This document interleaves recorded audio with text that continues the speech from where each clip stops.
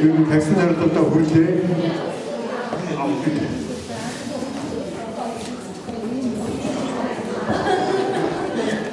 다 진성 작가님 아니 벌써 맞더라고요. За ингээд энэ тагим хүчээсэн та бүхэнд өнөөдөр ямар амгалан айлтгая намайг энэ цэцгээд би тавьдгаас руудын захирлын ажлыг хийж байгаа юм байна. Би яг гоо өнөөдөр ярьж байгаа энэ нэртэй олцоо гэдэг бол аль ч нийгмийн эргэн болгоны хүсдэг мөрөөддөг энэ асуудал. Тэгээд бас ямар нэгэн байдлаар биелээ олж мэдээж яг жинхэнэ утгаараа амьдралд хэрэгжтэй бас нэлээд олон бэрхшээл нэлээд олон даваа нурчааг туулах. Тэгээ энэ бас та бүхнийг хоёр хүсэлтээр бас ингэж ажиллах юм хүмүүс байна гэж ингэж бас хардсан. Тэгээд би энэ сая апны төвшин багшийн нэг сургагч багш нарын ажиллах зарчим гэдэг нэг зарчмаар гарлаа шүү дээ.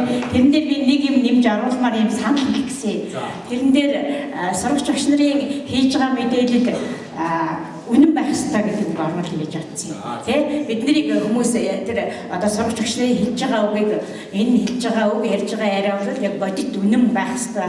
Бид нар тийм ихтгэл үнэмшилтэй хүлээж авна шүү. Тэгэхээр үнэн байх ёстой гэдэг үг оруулахад ямар юм бэ гэсэн юм санал сая сургалтын явцад би тийм юм хэлье гэсэн юм бодол төрж байна. Тэгээ хоёрт нь бас нэг залруулах хэдий зүгээр ташаа мэдээлэл байсан байж магадгүй.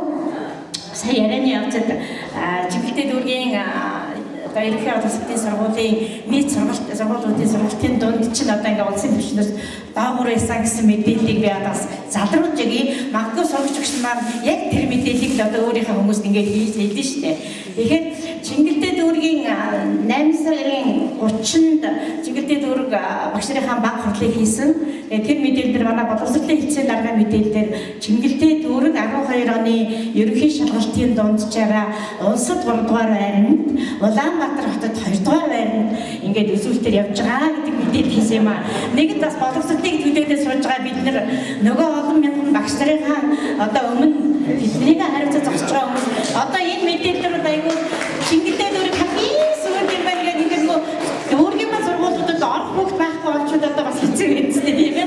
Бас энийг бас тав хүн залруулж ирсэн дээр харин энийг өшөө эвтэйгээр сургууль болгон 1.5 дахин ачаалтаа ажиллаж байгаа ийм нөхцөлд цаад муусан багш нар чинь ингэж ажилладаг юм байна шүү. Энд багш нарыгаа хэдүүлээд иргэд маань дэмжээ тусдаад юу хийх вэ? Энд сандаа хэлээрээгээд ингэж ийм талаас нь хэлвэл арай амьдрал дайхан арай хүсэн дээр буугахаа гэдэг юмыг бас хэлээ гэж үзээгээ таа амжилт хүсье.